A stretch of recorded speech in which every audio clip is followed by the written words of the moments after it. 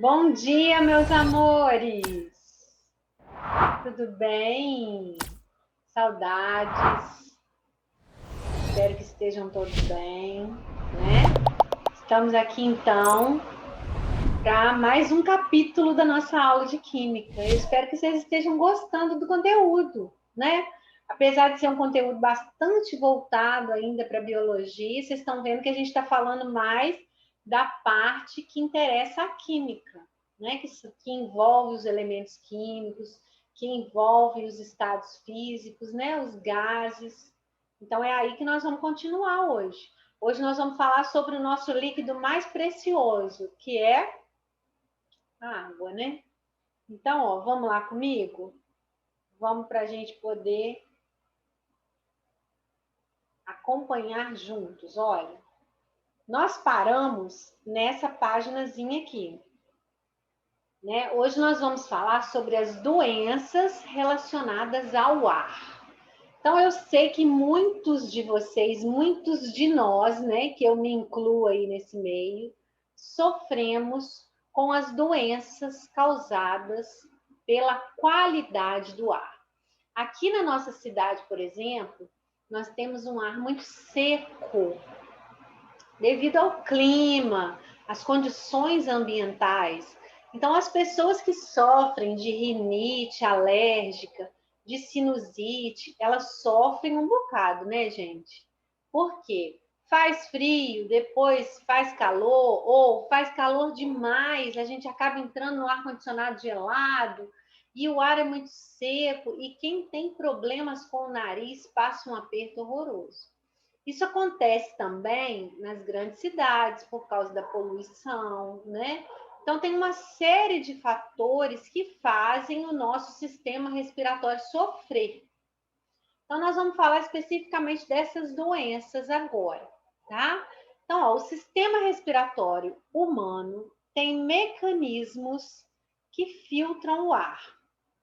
Por exemplo, a gente sabe que os pelinhos que a gente tem dentro do nariz, a função deles é exatamente essa, filtrar o ar, né? Mesmo assim, devido à grande concentração de gases tóxicos e partículas na atmosfera, eles podem ser inalados. Isso provoca reações do organismo, causando ou agravando os casos de doenças respiratórias, como asma e rinite alérgica.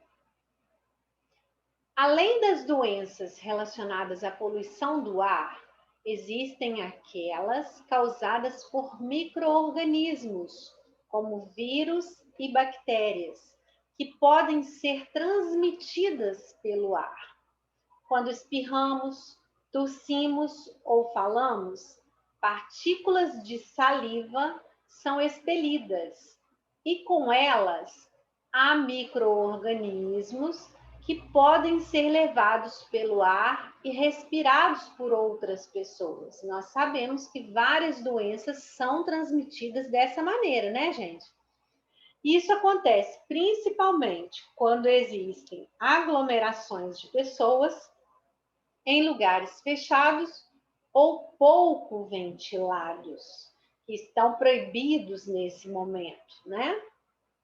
São exemplos de doenças causadas por micro-organismos e transmitidos pelo ar. Ó, tuberculose, meningite, gripe, pneumonia, difteria, coqueluche, cachumba, sarampo e várias outras.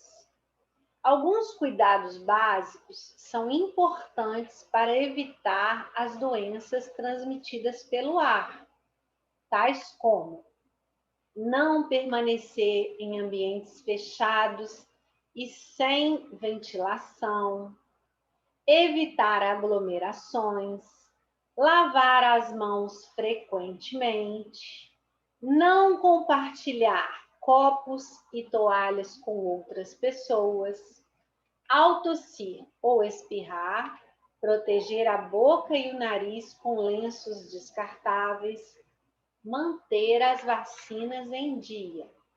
Entre essas doenças, a gente não pode deixar de falar do Covid, né, gente? O Covid é uma dessas doenças que é transmitida dessa forma, por isso que nós estamos aí há tanto tempo usando máscara, tentando nos prevenir, né? Quando a gente tem certeza que existe o risco da contaminação, além da máscara, a gente usa outros tipos de paramentos, por exemplo, no hospital, a gente usa capote, usa luva, usa touca, usa o face shield, que é aquele que cobre o rosto todo, né? Dependendo do grau de exposição que você vai ficar em relação ao Covid. A gente sabe que é uma doença muito grave que acomete o sistema respiratório, especialmente os pulmões, né? Todo mundo está vendo o que a gente está passando. Eu estou lá dentro da casa de saúde, então eu posso falar com vocês porque eu vivencio isso todos os dias. Eu entro nos quartos de todos os pacientes com Covid. Hoje eu já estou vacinada, mas antes da vacina eu também fazia isso. Então a gente toma as precauções, toma todo o cuidado, mas essa pessoa infectada é uma pessoa que precisa de cuidados, é uma pessoa que precisa de carinho, porque essa doença, além de ela cometer o sistema respiratório, ela deixa a pessoa extremamente ansiosa e preocupada, né? Por causa da gravidade, por todas as coisas que a gente tem visto. E o momento que nós estamos passando agora é um momento muito sério, porque desde o início dessa pandemia, lá em março do ano passado, nós não havíamos ainda vivido um momento como estamos vivendo agora. Então, os hospitais estão superlotados, os doentes que estão chegando, eles estão chegando com uma forma muito mais agravada da doença. Então, a melhor política agora, o melhor caminho é sim a gente seguir todas essas orientações que estão aí, ó. Não permanecer em ambientes fechados e sem ventilação, evitar aglomeração, lavar as mãos, não compartilhar copos e toalhas, ao tossir ou espirrar, proteger com máscara o tempo todo. E quem tiver a possibilidade, se vacinar o mais rápido possível, né? Então, nós estamos, pelo menos, tentando nos prevenir, né? Vamos para a próxima, então, ó. Aí nós vamos falar do tabagismo. O tabagismo, nós sabemos que ele é um problema mundial e ambiental. Então, as pessoas, elas sabem que o cigarro faz mal, elas sabem que o cigarro mata, mas, gente, o cigarro é um vício muito forte. E muitas dessas pessoas não conseguem se livrar desse vício. Então, essa fumaça, ela prejudica não só quem fuma, mas também quem está perto. Nós sabemos que existe o fumante passivo, não é? E esse fumante passivo, muitas vezes, ele é mais prejudicado até do que o próprio fumante. Então, olha, vamos ler aqui, ó. A fumaça que sai do cigarro, com inúmeras toxinas e partículas, vai diretamente para o interior dos pulmões. O resultado disso é que essas substâncias são levadas pela corrente sanguínea para todo o organismo. Isso acontece também com o chamado fumante passivo. É a pessoa que não fuma, mas que está exposta à fumaça ambiental do cigarro. O tabaco presente nos cigarros causa dependência, além de diminuir as defesas do organismo, fazendo com que o fumante fique mais vulnerável a adquirir doenças respiratórias. Algumas doenças do pulmão, do coração, do útero e do cérebro estão associadas ao consumo do cigarro. Tudo isso porque na composição do cigarro há muitas substâncias além da nicotina, como o alcatrão e resíduos de agrotóxicos utilizados nas plantações de fumo. Atualmente no Brasil, há políticas públicas para inibir e desestimular o vício do tabagismo. Elas incluem a implantação de leis anti-fumo, aumento de impostos sobre cigarros, proibição da publicidade nos meios de comunicação e imagens fortes de doenças que podem acometer os fumantes, publicadas nas embalagens de cigarros. Estudos indicam que essa campanha tem surtido efeito no Brasil, onde houve redução do número de fumantes. Então, eu me lembro que quando eu trabalhei na fundação, teve uma vez que uma médica deu uma palestra para a gente e ela falou o seguinte, todas as instituições que trabalham com doentes de câncer, fala-se muito em cigarro, que o cigarro ele é um dos grandes causadores do câncer. Então, essa médica, nessa palestra que ela deu para a gente, ela falou assim, ó, se vocês virem de um lado uma cobra venenosa e do outro lado fumaça de cigarro, pula na cobra.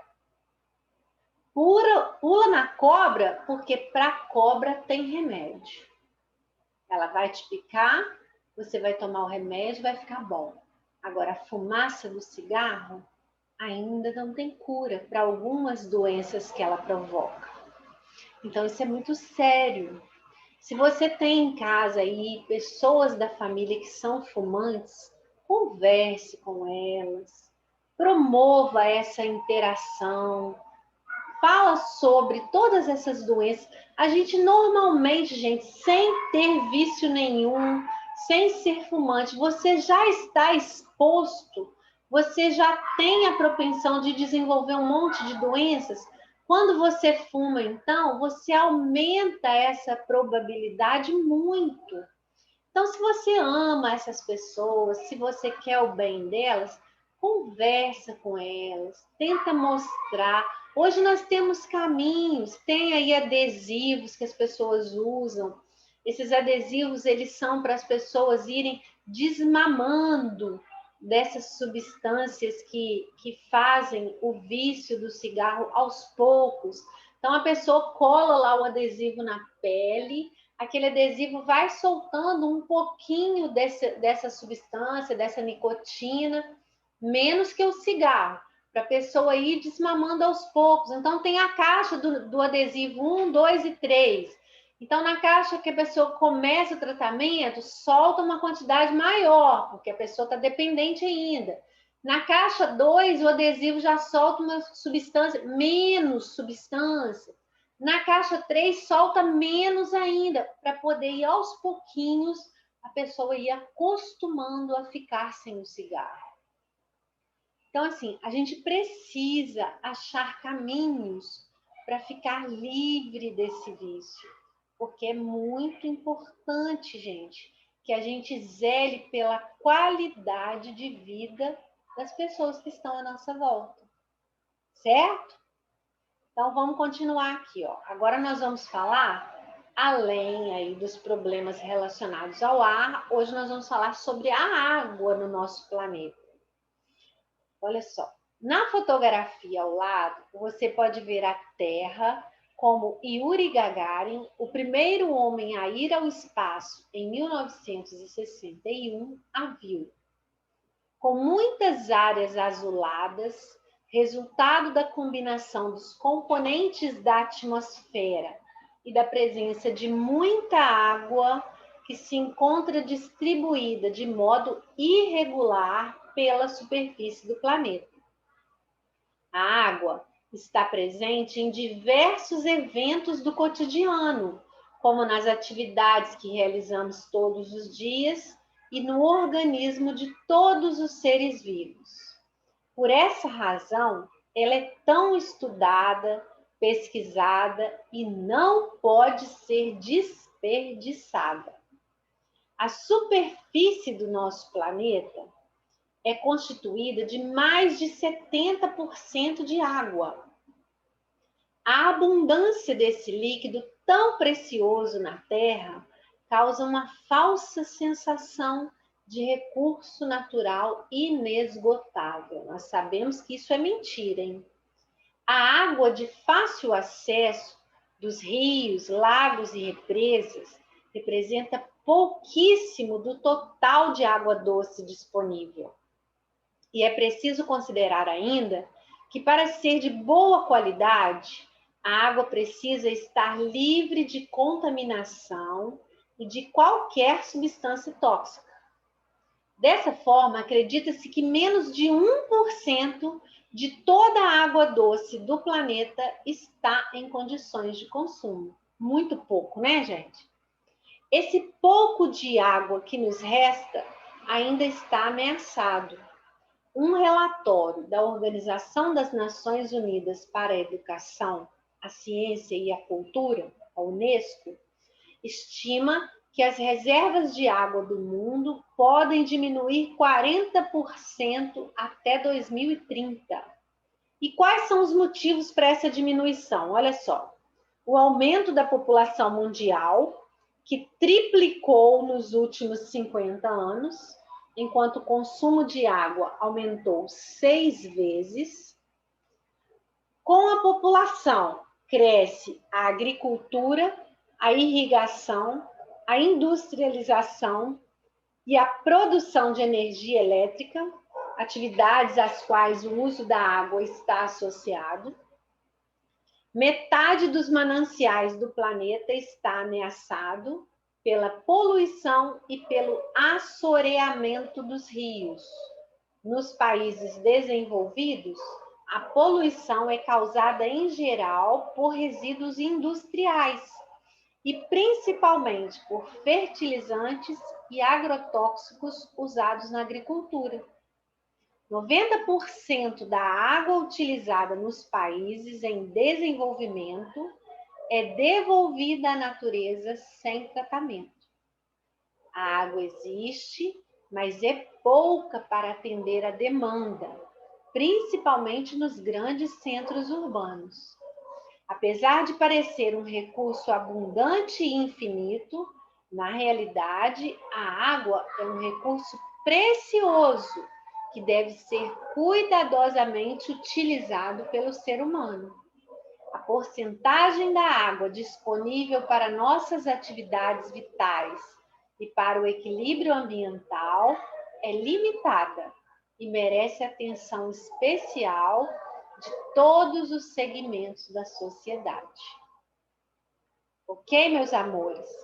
Então, ó, essa reflexão sobre a água é muito importante, né?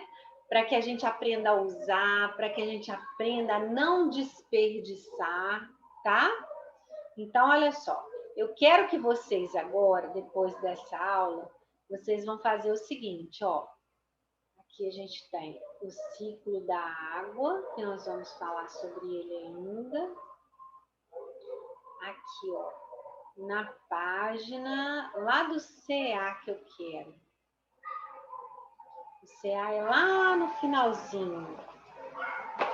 Vou pegar ele aqui na apostila, que é mais fácil da gente encontrar. Ó, na página 25 do CA, a gente tem a água no planeta. Ó, vocês vão fazer para mim exatamente isso. Os exercícios da página 25 do CA. Combinado? Então, ó, hoje vocês vão ver essa aulinha, fazer os exercícios da página 25 do CA e me enviar, por favor. Na próxima aula nós vamos corrigir tudo. Combinado? Beijo grande para vocês. Fiquem com Deus, tá? Se cuidem, tá bom?